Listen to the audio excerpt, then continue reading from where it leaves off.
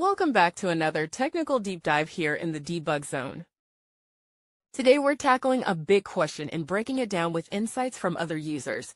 Hopefully this clears up some misconceptions and helps you get the answer you need. So buckle up, stay a little curious, and let's jump right in.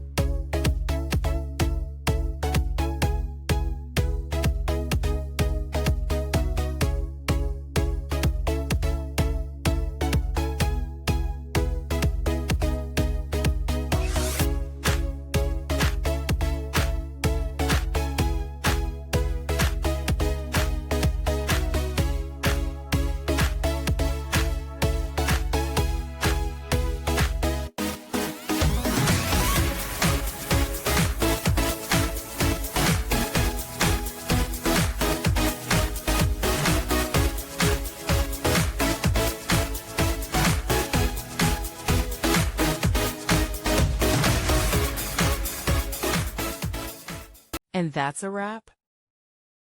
I hope you found the answer you were looking for. If you did, take a second to hit that subscribe button. It really helps out.